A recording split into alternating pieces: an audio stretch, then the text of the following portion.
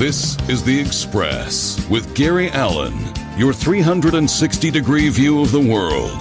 Now, here's your host, Gary Allen.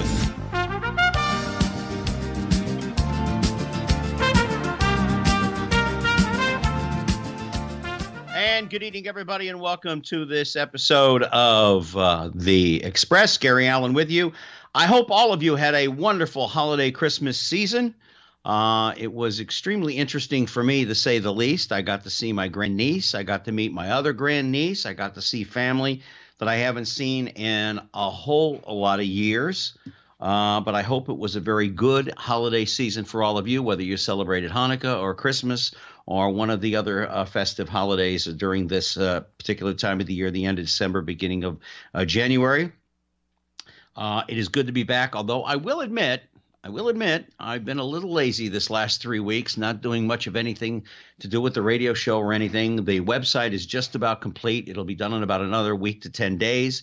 And then I'll be able to fill you in on all the good stuff that's on there. A lot of new podcast areas for those of you that can go here and go there and tell your friends to listen to some of my past shows or the current show, like tonight's show, which I think is going to be a great show. We've got a gentleman on, is Kiril Ravensong, and we're going to talk a little bit about the currency, digital currency, excuse me.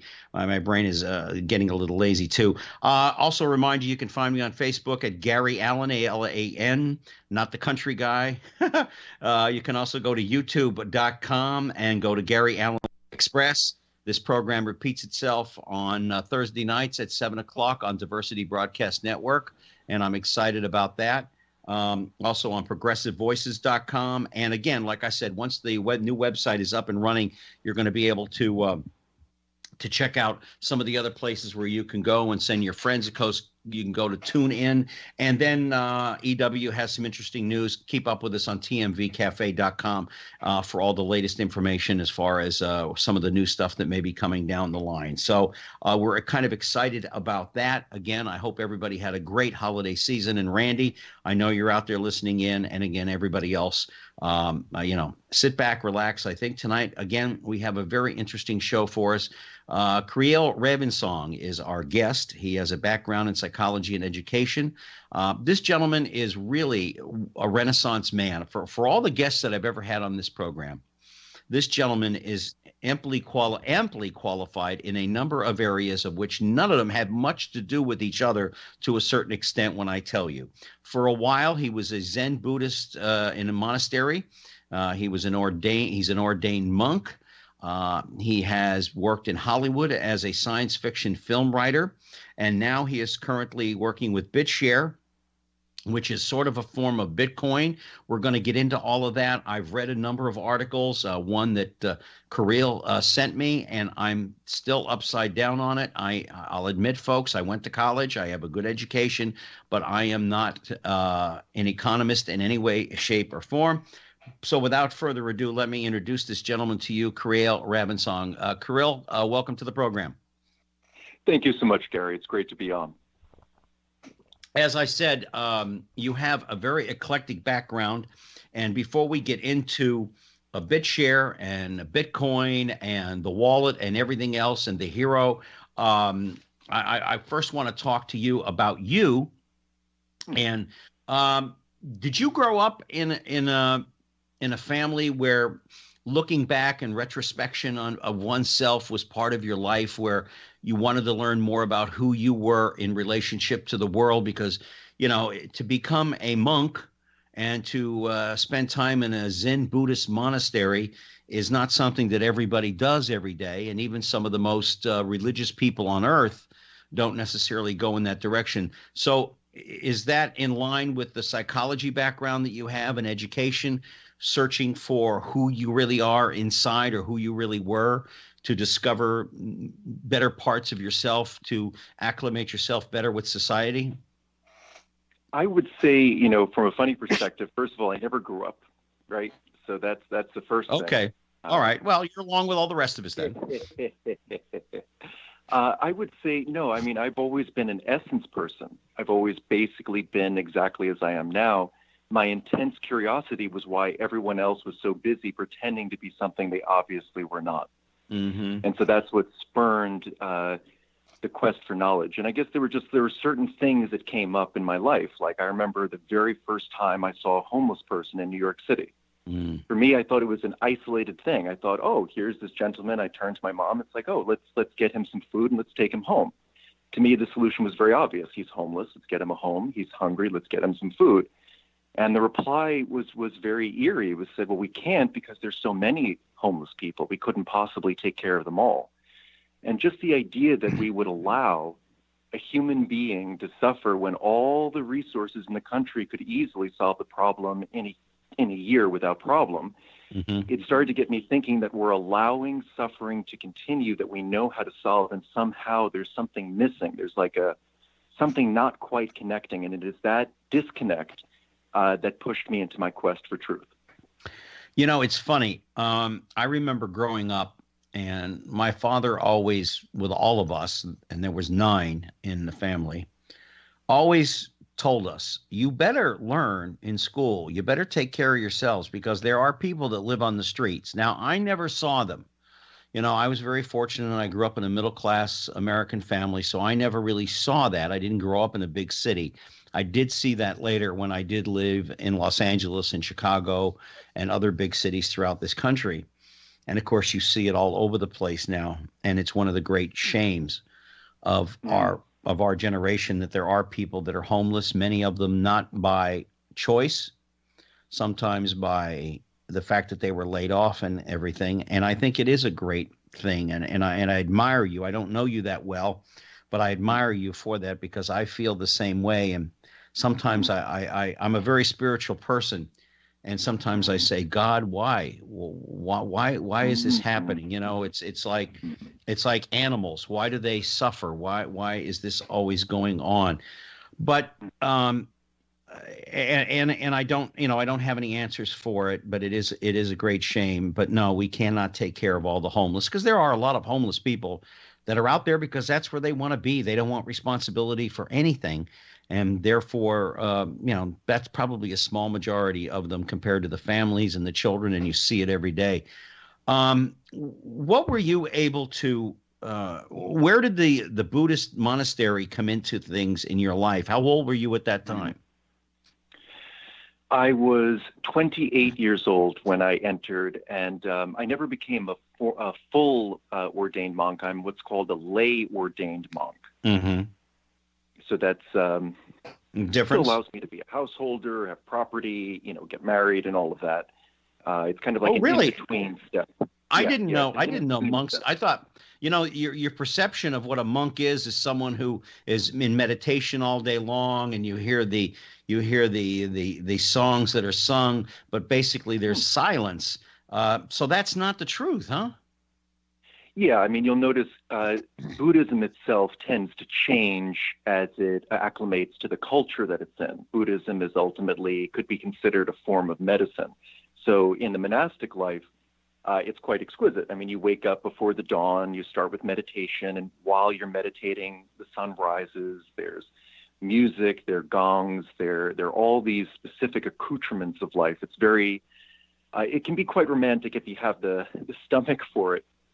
And but really it's about simplicity, and it's about a commitment to realization.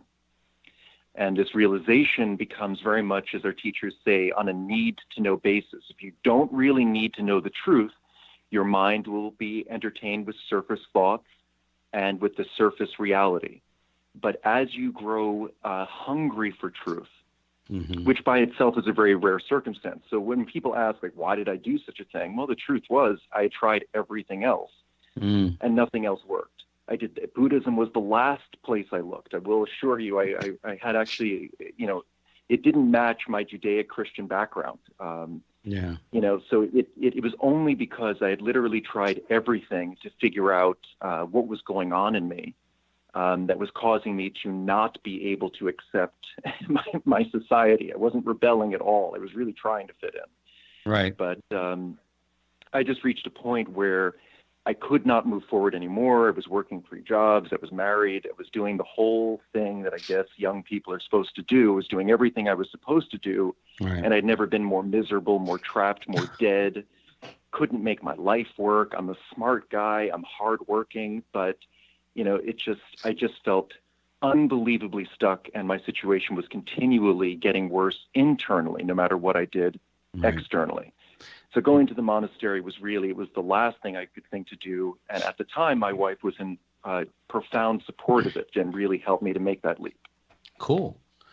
We are on the Express, Gary Allen, with you, Kiril Ravensong, who will be talking about digital currency here in just a little bit. We're talking about some of his background.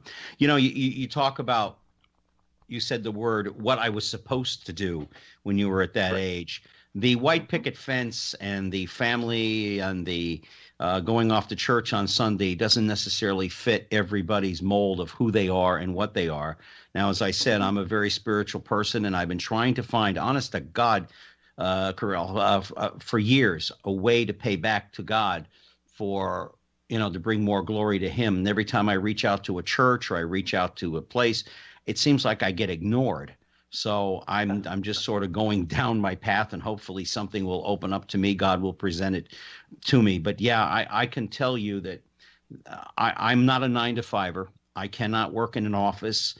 I don't like the office gossip. I can't stand that. That just drives me crazy. It's such a waste of energy to be gossiping about this one. Now, if you want to tell a gossip in that it's a close friend or something funny happened to them this weekend at the company picnic, that's one thing. But just to gossip and make up crap about people is not what it's all about. It's like, like you go through the checkout line at the grocery store and there's all those tabloid magazines. Right. Well, some of them, like the soap opera ones that are there a lot. I know a lot of people that work on The Young and the Restless and a few other and General Hospital, excuse me. And I know the crap that they write is crap. So I don't have time for that in my life. If I'm not gonna do anything, I'm really just gonna lay there like a couch potato and not do anything. So how did you take that opportunity at 28 years old, and then you go to Hollywood to become a science fiction film writer, which is, by the way, not easy, because you just don't stroll into Hollywood and say, well, here I am. I got this funny name and I'm a good guy and I just came out of a Buddhist monastery. I'm ready to write about UFOs. It just doesn't work like that. How did it happen?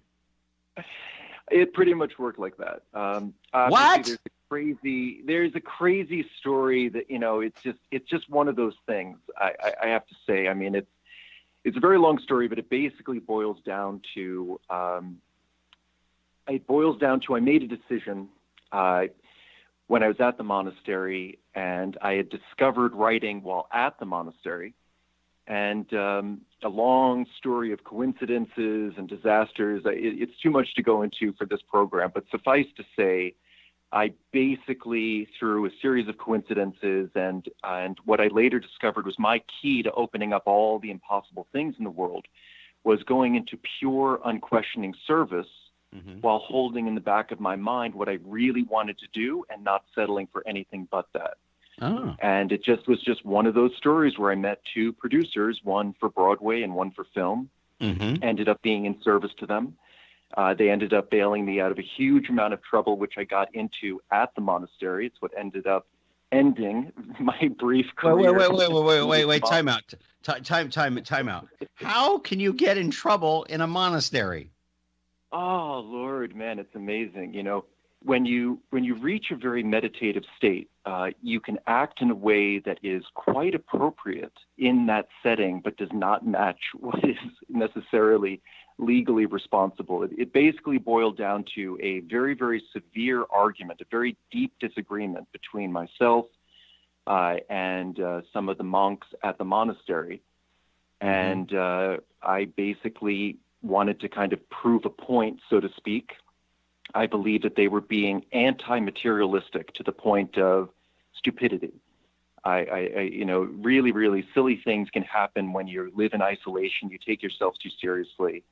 And I removed an item of great value from the monastery. If they're so non-materialistic, then they won't mind, right? Right. That was not interpreted very well. I don't think they meant to, but they basically decided to press charges, not realizing the severity of it, because the item was worth about $500,000, and because it was with a car that I had borrowed from the monastery. I was looking at grand larceny and grand theft auto. They didn't mean to, but they pressed charges, and it turns out that those two producers I worked for, they bailed me out. They hired me a crackerjack lawyer. They presented the case. The judge looked at it and said, all right, well, boys will be boys. There was no criminal intent. Kid, don't get in trouble again, and no harm, no foul. Mm-hmm. And so I started working for these producers, and during the time I was working for them, a script came. It just came by itself, meditating every day, listening to what they were looking for, and that's what actually sparked my whole writing career. Oh, that's fantastic. Well, now, so you're out of the witness protection program at the moment, then I take it, so you could do this radio show. Yeah, I mean, I don't.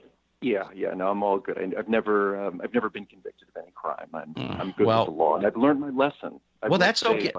Listen, you're talking to a guy you're talking to a guy that spent time in the brig for being AWOL in the military. So I mean, it's it was either go back to combat in Vietnam or a geisha house in Japan, and so it was not a difficult thing to pick. Okay, let's kind of get into this. I read the article that you sent me. Yes. On Bitshare. Actually, it's on it's on another company itself, and it kind of helped me a little bit.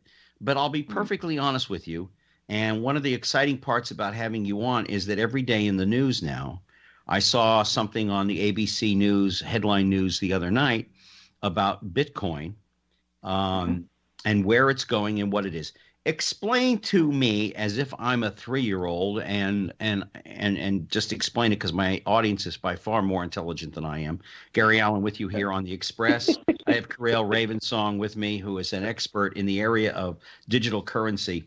This is not like going to the bank, depositing a check or depositing cash, and it's in there. In a sense, you never really touch anything tangible, correct?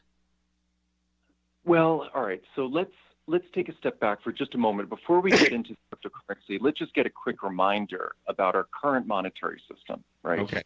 So how often do you use cash right now? Very seldom. I actually use my debit card and my credit card more than I do anything else at the moment. That's correct. And that's true for most Americans. So about 90% or even 97% of our use of money is non-tangible. It's actually digital. So we're already in almost a cashless society. So the banks aren't handing you bills and managing bills. They're actually transferring ones and zeros across the screen, correct? Correct. So in that way, when we talk about digital currency and cryptocurrency, it's actually really, functionally speaking, I mean, on the user end, they're really not that different. You're talking about using a card, you're talking about using a digital wallet, which is really not so different from your bank account. But the first foundational difference between the cryptocurrencies and your bank account, because they're both virtual currencies, they're both digital, right? The difference is that the money you have in your wallet, you own. It's yours. The money in the bank, you do not own. It is not yours. It's an IOU. And as long as the bank functions, there it is. But there's certain circumstances by which the bank can seize those funds. They can do a bail-in, right, at any time. That's kind of part of the subtext of the contract. It's same with stocks. You don't really own stocks. So cryptocurrency's big revelation is that here it is, you can actually own your assets, and we have a way of confirming who owns what at any given time that is so far over the past 10 years have proven thus far unbreakable. It's proven consistent. Mm-hmm. When did this all start? Was it about 2007, 2008 that this first became a public awareness? Well, 2008 was as you know, was the banking crisis. Mm-hmm. Okay? And have you seen the film The Big Short, for example, where they kind of go into this? A little bit. I mean, Yeah, so basically what you were looking at was a monumental level of irresponsibility met with an equally monumental level of stupidity. And it nearly crashed the entire global economy. Okay, and out of that, Satoshi Nakamoto, who remains, let's just say, a mysterious figure, Oh, yes. created this trust protocol. Okay, and this is the actual foundation of the blockchain technology itself. Now, the cryptocurrency is just like the surface expression of blockchain technology, but the blockchain technology has all sorts of layers and implications when it actually gets used.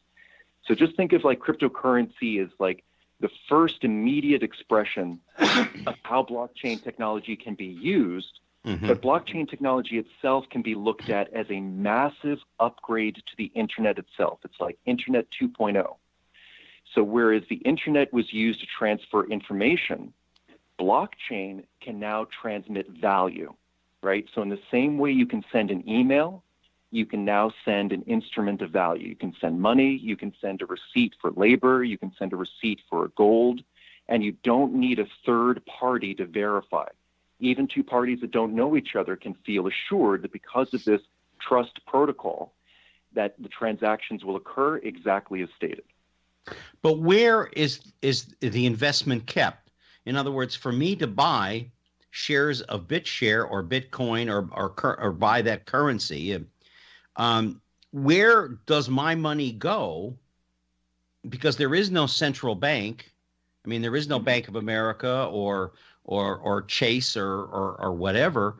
Where does it go, and how can we be reassured that, like you said, the banks can seize your money under certain circumstances? Well, can't they do the very same thing under certain circumstances as well? Or is there laws governing that say, no, this is your 10 cents in the pot and we can't take it, we can't touch it? But you're the only one that can do that. Well, so the first part is an exchange. So that's one element of it. But really, when you really look at it, this is not about laws. This is about a self-protecting system. This is about encrypted communications. Okay, so the first part of it is the encryption. Your wallet is hard to break. Conceivably, it can be broken, but it's very, very difficult. And it's hard to go after all the different accounts. So when it comes to resiliency and protection against fraud and protection against threats, even governments will have a challenge going after individual accounts. That's part of its resiliency. It's part of what it's designed to do. It's part of why, even though it represents such a small portion of all the transactions in the world, I mean, you'd wonder, why do the banks care? I mean, barely 1% of the population uses it. It's because they recognize that this thing is almost impossible to regulate. Once you actually understand it, once you've used it enough, once you've looked under the hood, what you're looking at is encryption protocols, things that were developed by the NSA, things that are developed to be extremely resilient to hacking, to theft, to capture. And that's really what we're dealing with. Now, you keep talking about the wallet, and we're kind of getting ahead of ourselves a little bit. Explain to people, for those of us that do not know, you talked about a blockchain and you also talk about the wallet. Can you explain those in simple terms? Sure. You have an email address? Yes. And you have a password to use that email address? Theoretically, yes. I never have to use it, but yeah. Right. Okay. So your wallet has an address, okay? And that address you can give to someone, and they can send money to that address. And then you have a password that only you have. That's an important thing to keep track of. And with that, you can open your wallet and then send money to someone else. Other than that, it works just like any of your other online banking accounts. Mm-hmm. The government or the governments around the world have nothing to do with this, no regulations or anything else along those lines? Well, they're trying. I mean, it's very hard to go after the cryptocurrency itself, so you have to go for the vulnerable place, and right now, the vulnerable place are the exchanges. You could also go after the miners, but even that's kind of tricky. It's much simpler to go after the exchanges, and then hackers are also very interested in the exchanges as well. Well, because yeah. they represent big honeypots. So that's where Bitshares was invented very specifically to be a truly decentralized exchange. So the difference between Bitcoin, which is a currency, and Bitshares, which can also be a currency, is that Bitshares also serves as an exchange. That means from your Bitshares wallet, you can't exchange those shares into any of the other currencies. You can be your own exchange. Mm-hmm. That's the big leap. That's one of the big things that Bitshares brings to the marketplace that the other cryptocurrencies will benefit from, because it's the exchanges that remain the really vulnerable place to outside control. You're listening to The Express. Gary Allen with you. Kiril Ravensong has joined us. He's an expert on cyber currency. We're talking about Bitcoin, Bitshares, and how those benefits. I don't know if you saw the Facebook thing that I put out there today for the show tonight, but we're also going to get into talking about how this benefits the current marketplace. How long has Bitshare been around? As long as Bitcoin has been around? I mean, I keep putting them both together. I have a feeling that they're not, that they are separated. They're two different entities. All right. So you tell me, when's the first time you heard about Bitcoin? Do you remember? Like when it actually came up for you? Probably about 09 or 10. I'm thinking somewhere in there, maybe sooner. I mean, I'm not as smart as you, so I could have heard about it and forgot about it. You know what I mean? I have to look at my wallet to figure out my own name some days. But I mean, somewhere in that, somewhere, Nicole always says to me, Gary who? But no, she's Kiril's agent, and she's also a dear friend of mine. I love her with all my heart. Somewhere around 09, I guess. I didn't pay, honestly, probably like most people, a whole lot of attention. I mean, I'll be perfectly honest with you. When I turn on my computer, I get my emails, I send emails, I post things. If it gets more technical than that, my brain is out to lunch. Thank you. Good night. I'm taking a nap. So that's probably why. But around 09, yeah, I would assume that's when I paid attention. Now, most people only really heard about Bitcoin, I would say, probably in the last year or so, when it started making headlines and when you started hearing bankers like Jamie Dimon and a number of others saying, oh, it's a fraud or it's this or that. Yes. And then people were saying, well, what is this thing? I didn't even hear about it. Bitshares itself was started, in July of 2014. Okay, so it's comparatively later to the game. It's built on a different blockchain than Bitcoin.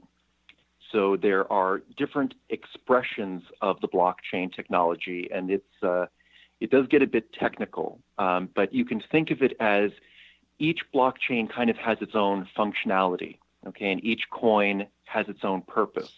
Some are well designed, some not so much, and it's really as one starts to be more educated in how you actually use these things, that they start to become more clear in what they're going to do for the marketplace. Like, for example, I could tell you it's very likely that Bitcoin will end up serving as kind of like a reserve currency, but it's not likely to be something that's used for everyday exchange. It would be more like digital gold for millennials than it would be an instrument that you'd use for everyday transactions like buying groceries.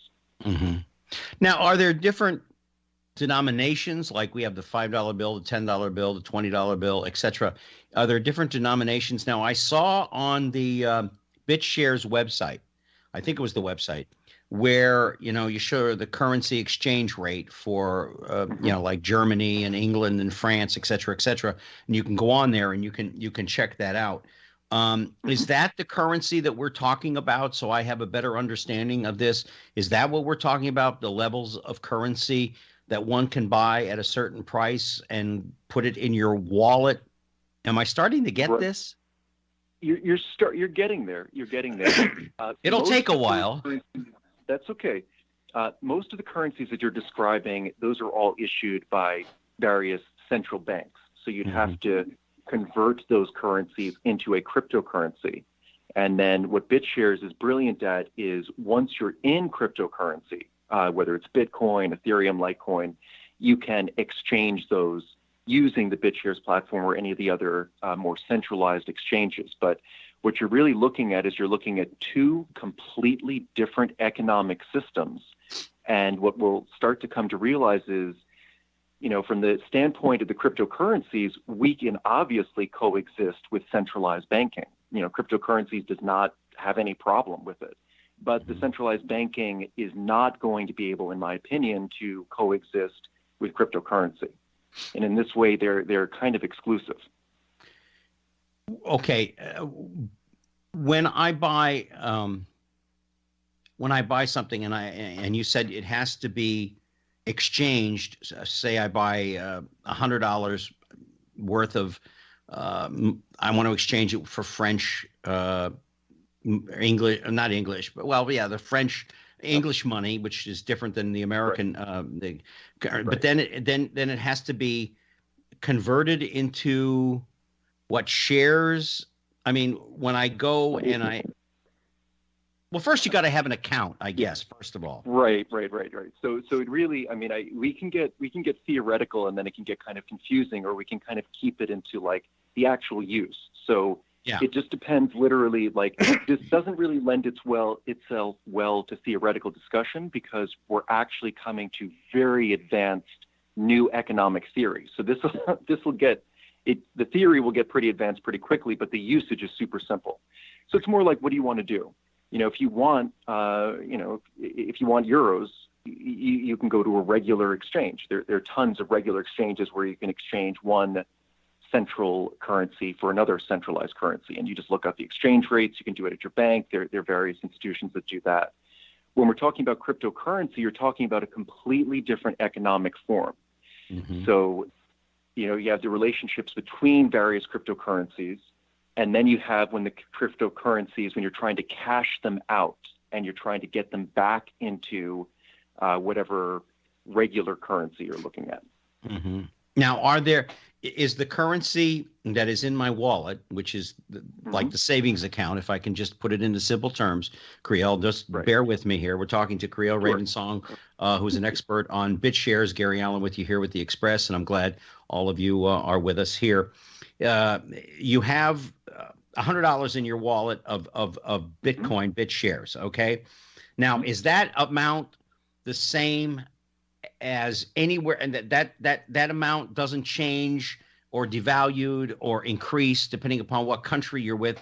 That's $100 sitting there, regardless whether you're talking about whether you're sending it to someone in France or someone in England or Germany or South America or in Asia. That $100 is $100, and there's no devaluation of the dollar through exchanges like you get. Like $1 for every Canadian dollar, they got to pay or for every exchange on the Canadian, for every dollar of Canadian money, it's like $1.50 of $1.50 Canadian for American money.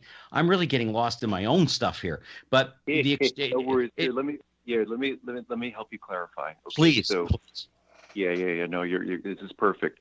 So around the world, okay. Remember, if we're trying to compare cryptocurrency to say dollars, it's a completely different conversation than if you're talking about just exchanging cryptocurrency with someone anywhere around the world. So for example, okay, if I want to send money to say Mexico, okay, and you want to do a wire transfer, there's a cost associated with that. It can be, anywhere from $10, $20. It can be more. It will take a certain amount of days. It can be 3 to 5 days. Okay. And that's through the standard banking system. Mm-hmm. If I'm using Bitshares and I'm transferring money from one wallet to another wallet, we're talking about a fraction of a penny. Okay. We're talking about pennies at most, and you're talking about seconds. And that value has been transmitted not just instantly, but it holds the same intrinsic value anywhere else in the world. Now, if you're talking about what that currency is in relation to the local currency, there are all sorts of weird things that are happening now. Like, for example, Bitcoin in South Korea, they can sell for sometimes as much as $10,000 more than what they trade here in the United States. There's still different latencies, there's still different pressures. So it's when you're converting back and forth, that's where there's this massive volatility. That's where there's all these new advanced theories. That's why even delays in seconds makes a difference Yes. in the value of your exchange, right? Right. So that's why you'll see that there are plenty of people who actually, once they're into the cryptocurrency, it's just amazing what you can do when you work with other people who are also using cryptocurrency. And that's where its intense values begins to become discovered. You just said about the exchange, about how expensive something can be if you're buying something in Korea. This is not something where who barely can, I'm making a living and that's about it. This is an expensive operation to get into. By the way, go to bitshares.org if you wish to open up an account, or was it bitshares.com, I guess, even if you want to find out more about this and learn about it. It's all over the web to give you a better understanding. But this is not a game for somebody who's using their rent money to put it into Bitcoin. Do you agree with that? So for this one, I would say, okay, let's first begin with, I'm not offering any advice. This is explicitly educational, and it's only because I see that there is such, oh my God, Gary, there's really is tremendous value in BitShares that's really under-recognized, particularly as it's being used. So that's personally why I'm kind of advocating this particular platform versus any of the others. But when it comes to getting involved, you never want to risk your rent money. Okay, you always, with any investment, you always want to entertain the possibility that you will lose that money. There's risk. Any time where there's potential for gain, there is almost always equal risk. Okay, yeah. So that's the first part of it. Now the second part is there's certain things that we can do. Like, for example, I would really love to do a follow-up call where I get you on with my partner. We'd love to gift you a lifetime membership of BitShares. So we'd like to supply you with those shares. Ooh. And we'd also like to show you how to get involved on Steam. That was that white paper that I sent you. Now, the beautiful thing about Steam, and we've done that for some of the other people that we've done interviews, and what we're saying is, because you are creating content, you have an opportunity to earn on Steam without putting any money down. The platform is free to use, right? So you have an opportunity, along with many other people, to earn by creating content and posting it on Steam. And Steam happens to be right now, it happens to be one of the top traded tokens in the world. It's a very, very powerful instrument, right? So a lot of the platform that Dan Larimer, he's the inventor of BitShares. He's the inventor of all of these different platforms that stem from it. Has a very specific policy of really wanting to create free entry, free to learn, community support, and then to earn with the currency, because that's a completely different conversation. It's a completely different conversation to talk about, what's this crazy thing? What's it do from, I've earned some, how do I spend it? What do I do with it? I mean, how, if I wanted to take the currency out, how do I get it so I can use it to pay bills or spend on going to dinner or something? Yeah. So right now we typically use something called BitPay card. It works like a credit card that you kind of load, and you can load cryptocurrencies onto this and just spend it like you spend regular things. Right now, this is the first month in my life where all of our bills are paid by really the business's cryptocurrency earnings. Wow. So this is new for me. This is literally this month. This was all the previous year, building up, learning, studying, getting into it. So this is why this has become particularly poignant and real for me. I mean, that would be fantastic. As a matter of fact, now that we've met, of course, you were friends and all that, but, and I will be talking to you as time goes on, and I'm going to have you back, obviously, because this is bigger than just 1 hour. Yes. What is, and I may be getting ahead of it, and if I am, I apologize, but what type of person is generally someone who is getting involved in BitShares, someone who's making that investment, if I can put it in those terms, to BitShares? Are we talking about a middle class, upper middle class, that 1% person? I mean, who are we talking about in general that are people that are knowledgeable enough to get involved in BitShares and reap the economic benefits from it? Well, up until very, very recently, okay, where there's been a big shift, I would have said that the typical user was hard to define, really, but they were early adopters, people who have been greatly disgruntled by the current banking system, shall we say? Yeah.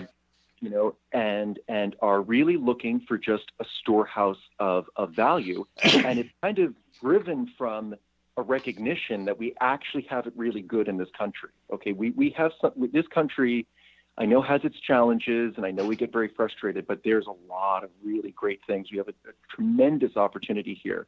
So it's a lot of our early adopters, they had extra. They had enough to kind of put aside and get involved. And some of them were there from the very beginning, and they saw Bitcoin, and they saw the evolution of all these different tokens. But nowadays, Gary, we're looking at major companies, major corporations. We're looking at the establishment is now getting involved into BitShares. And because they recognize that this thing can scale, they recognize that unlike Bitcoin, which does about 7 transactions per second, or Ethereum, which I don't know, I think it's like 7 or something, or 25. Yeah, it's like 25 transactions per second. You can do hundreds of thousands of transactions per second on the BitShares platform. Yeah, and I was reading about that on the global demand part of the website, where the hero is already as fast, is a faster transaction time and more scalable bandwidth than Visa, MasterCard, and 2,000 plus digital currency trading in the world today combined. It can handle the trading volume of NASDAQ. That's unbelievable. That's correct. At the current level of trading right now, okay, which is, and you're seeing BitShares really at the top today in the last 24 hours, the actual bandwidth that's currently being used is not even a full percent. Okay, it's 0.1% or 0.12% of its capacity is currently being used. So that is a massive, that's a massive amount of scalability, and that's even before the upcoming EOS update arrives. Okay, so it's even as is right now. That's an exceedingly powerful instrument that is now available to anyone and everyone in the world. When someone buys, they put their money in the wallet, okay? There's a website in which they can go to and keep track of their account and understand that they have this amount in here, they've spent this amount, and they have this much left, much like going online and checking your checking account or your savings account or whatever the case may be, or what's going on Dow Jones or whatever the case may be. Am I correct in assuming there is that part of this that's available to the consumer, the business? Oh yeah, and much more actually, because the BitShares is actually it's a very powerful instrument. I mean, in the most basic way, yes, you get that instrument.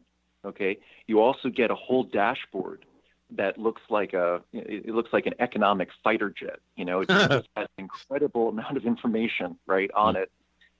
Those BitShares are a very powerful tool. You can create a token for yourself. You can create an interest-free loan to someone or even to yourself without spending the principal. That's a whole conversation. You can create your own token. You can do your own ICO. You can do a lot of things with this tool. It might take some community support. It might take a bunch of educational videos.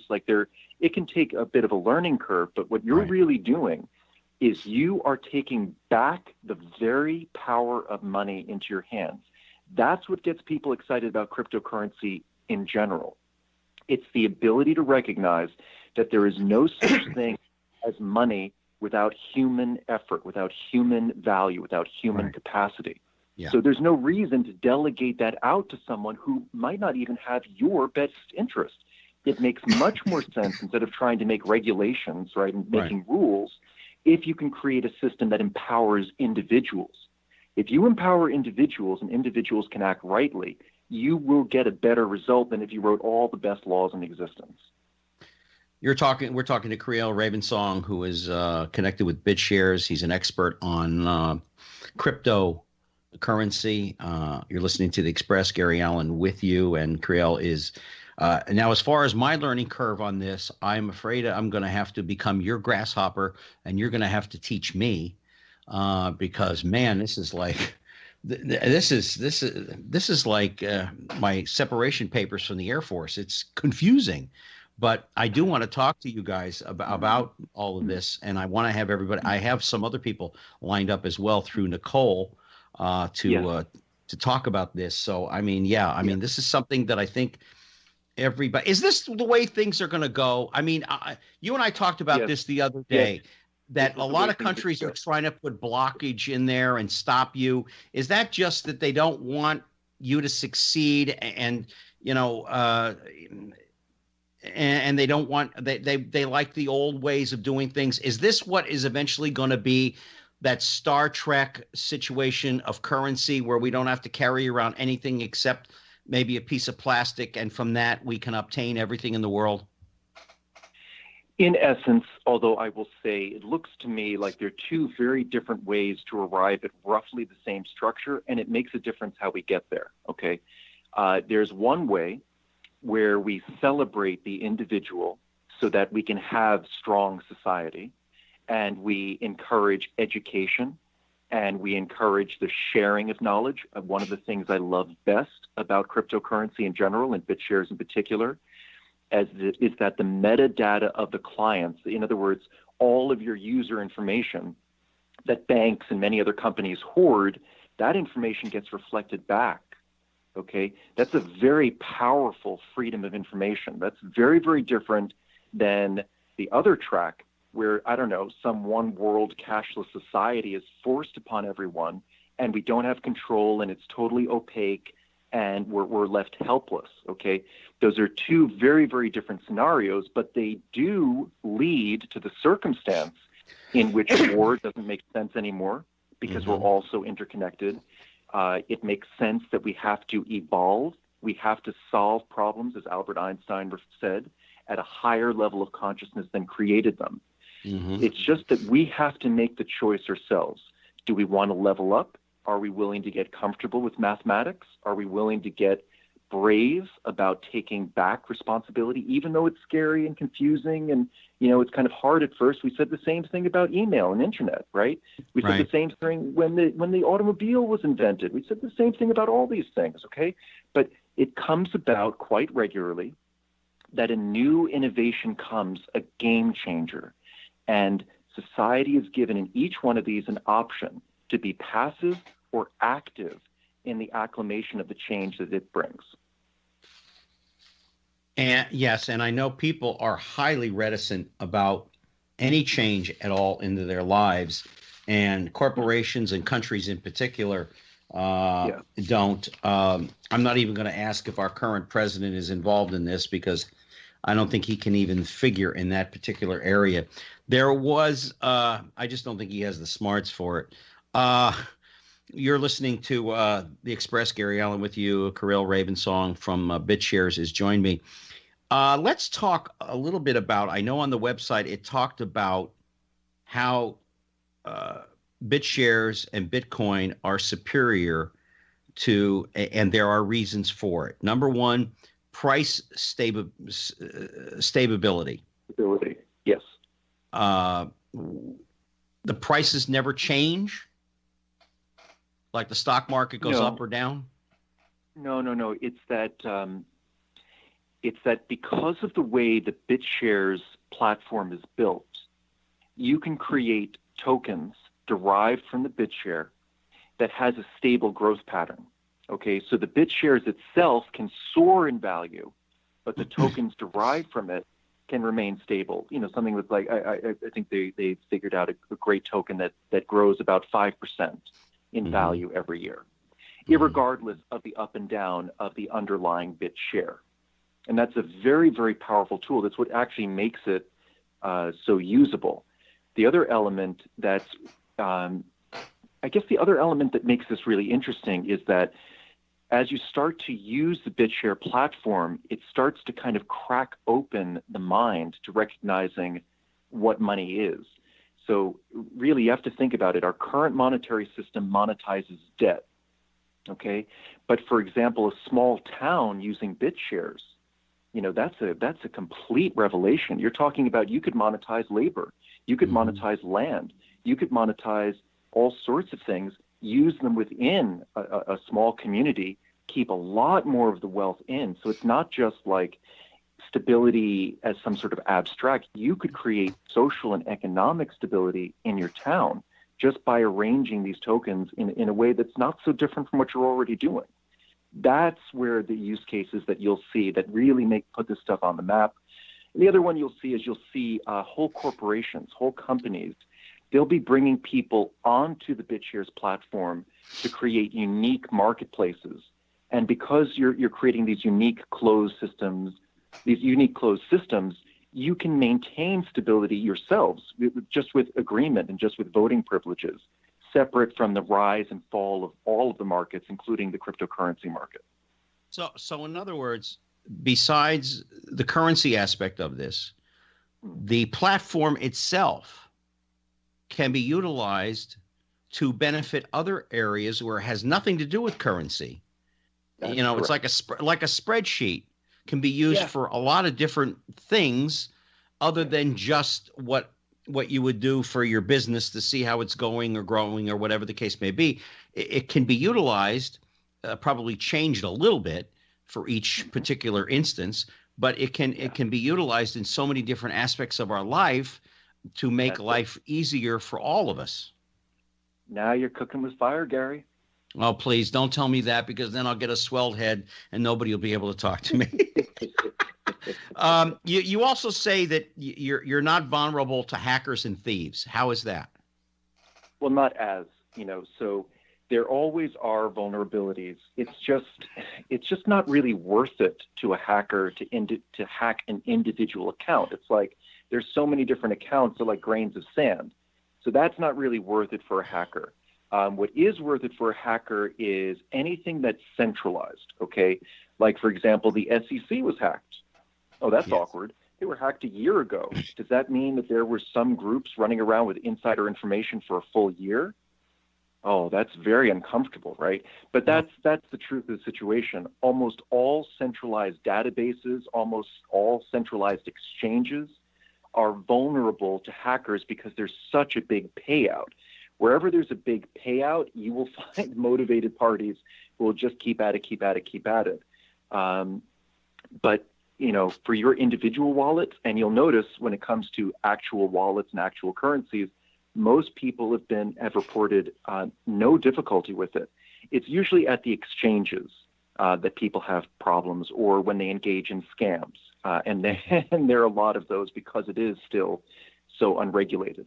So it still is a wild west where you do have to recognize, buyer be warned, be smart, and just be aware of what you're getting involved in. You also talk about growth mechanisms. In other words, as you said, over a period of a year, whatever you have in your account will grow with interest. So there is that growth potential. So it's not just sitting there collecting dust, in a sense. It will grow at like accounts will grow. And do you find your clientele right now, Kiril, is more businesses than it is individuals? Or do you find individuals within the businesses? I mean, right now, I guess it depends how you look at it. Like we have there's a whole separate company, Hyperion, and these guys are just killing it. I mean, they're really onboarding very large companies. They're giving exceptional concierge service.